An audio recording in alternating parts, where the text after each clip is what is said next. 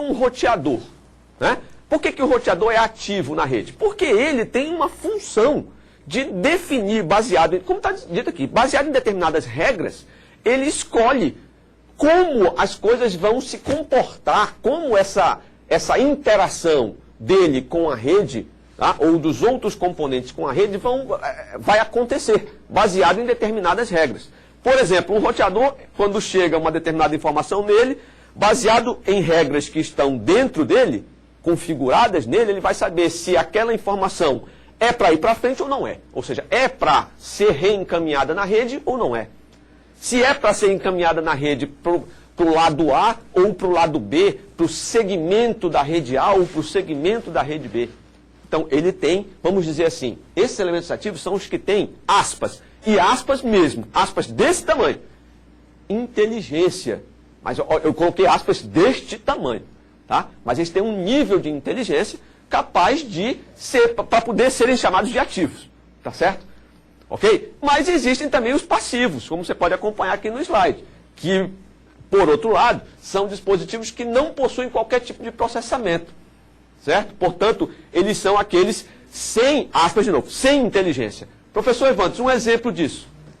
Hub, né, Perfeitamente. uma bridge, né, uma ponte, né, também, serve apenas para ligar, né, ele serve como apenas uma ponte, uma ligação entre redes ou entre ativos. Perfeitamente. Né? O Hub é um exemplo clássico, porque não sei se esse nomezinho, né, a gente fala Hub, escreve Hub, né, não é nem Hub, eu acho que é UB. Hub, H-U-B. Mas aí o inglês, enfim, a gente aportuguesando da Hub ou Hub, tanto faz. Mas enfim, é aquele camarada onde você espeta os cabinhos azul, aqueles cabinhos azuis que saem do computador e entram lá e entram nele. Só que o que acontece? Aquilo ali só é um concentrador de sinal. Se eu mandar uma informação, eu estou ligado no computador A, computador B e computador C, todos ligados nesse tal de hub. Se eu mando uma informação daqui, do A para o C, vai chegar nele e ele vai bater lá e ele distribui para todos os outros que estão ligados nele, sem querer saber se aquilo ali é para ir para lá, se o destino é o C, se é o B. Ele não interessa, ele simplesmente recebe e manda. Ou seja, sem nenhum tipo de critério. Por isso que ele é considerado passivo. Ao contrário do switch, que já tem uma certa interação, uma certa inteligência. Tá certo? Vamos para frente então. Aqui, ó, um exemplo aí nesse slide, nos próximos slides, mostra só a ilustração do que nós falamos. Eu não sei se vocês já ouviram falar essa palavrinha aqui, bridge, que traduzindo é ponte, né? Que na verdade é muito usada em rede de computadores para fazer a interligação entre uma rede e outra. Quer ver? Todo mundo já deve ter ouvido falar em algum momento da vida, da sua vida com informática aí, em um camarada chamado ponto de acesso, ou access point. Esses caras que provêm acesso sem fio ao seu notebook. Esses caras normalmente são bridges. Por quê? Porque eles fazem uma extensão da rede cabeada até o seu computador de forma sem fio. É só isso que eles fazem. Eles não têm nenhum tipo de poder de processamento ou de decisão. Entendeu? Então, é como se eu estivesse fazendo uma emenda. Tipo assim, ó, tá aqui. Até aqui veio rede cabeada. Agora eu vou colocar uma emenda aqui que vai emendar a rede cabeada com a rede sem fio. De forma que essa rede cabeada possa chegar até naquele ponto lá, né? Que é um ponto onde não possui acesso cabeado. Para o cara poder se movimentar, acessar com o notebook e tal. Então as bridges servem para isso, para interligar uma parte A da rede com a parte B sem nenhum tipo de critério. Beleza? No próximo slide, a gente fala dos routers, ou roteadores, né, que são elementos ativos, pelo exemplo que o próprio professor Evandro deu, que ele determina qual caminho a informação deve ser seguida, o que nós já comentamos, né, anteriormente. Não é isso? Nós temos agora o hub, né? Isso. Esse slide apenas complementa, né, esse slide que vocês estão vendo, apenas complementa o que nós falamos, né? O hub é aquele equipamento que entra os cabinhos azuis, né? E esses cabinhos azuis, dentro do hub não existe nenhum tipo de poder de processamento capaz de dizer assim, bom, o computador que está ligado nesta porta só pode se comunicar com o computador que está nessa porta. Não, se o computador mandar, esse computador aqui que está ligado aqui, mandar uma informação para esse, os outros dois que estariam ligados aqui vão receber do mesmo jeito. Ou seja, o hub não faz nada. Ele só concentra sinal, permitindo que todo mundo fale com todo mundo. mais nada. Então, é um exemplo típico de um elemento passivo da rede. Rede com nada. Mas esse cara é o quê? É a evolução do hub, né? A evolução do hub por quê? Porque ele passou... o switch é um hub inteligente, tá? Por quê? Porque o funcionamento dele é um pouquinho diferente, tá? Se os computadores... Fisicamente eles são parecidos, porque aqui entram os cabinhos azuis também. Mas, se um computador que está ligado nesta porta quiser se comunicar com outro que está nessa porta, a informação não vai ser passada para todos os computadores que estão nas outras portas.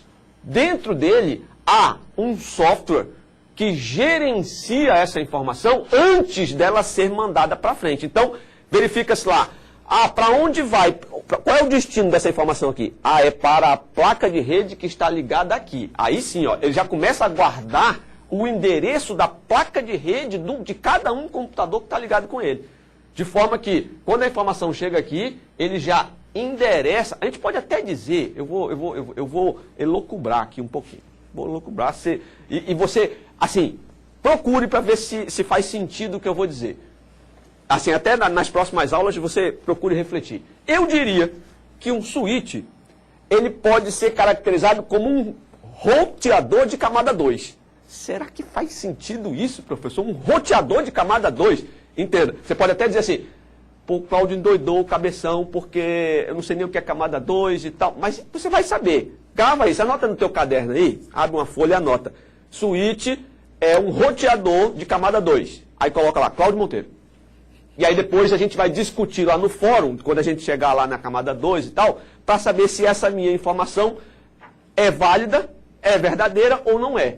Não estou dizendo que é, eu só estou colocando para vocês. Não é isso, professor? Falando nisso, dentro, então, você já conheceu alguns componentes aí, né? Então vamos agora aos tipos de rede que nós conhecemos. As redes, elas podem ser classificadas de acordo com a sua abrangência geográfica, quer dizer, como elas estão distribuídas geograficamente. Por exemplo, uma sala, um prédio, uma cidade, um país ou um continente. Então o tipo de rede vai ser definido pela distância que ela ocupa, ok? Como ela está distribuída geograficamente, se é em salas, se é em país, município, estado, bairros, continentes também. Então, dessa forma é classificado.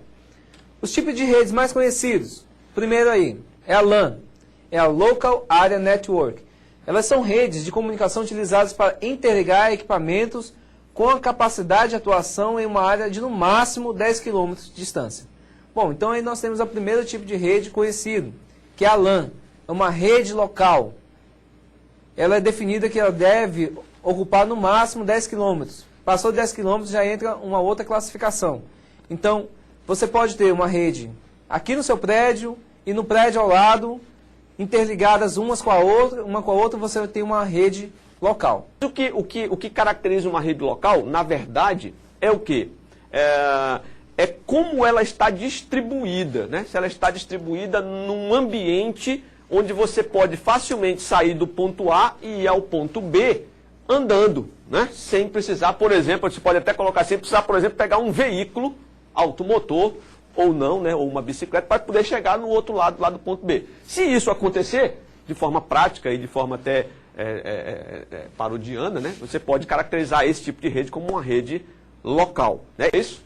Agora, se foge, ou seja, se essa área começa a aumentar, então você já tem um outro, isso é tudo conceitual, tá, gente? Você tem um outro tipo de rede, que é a MAN, né?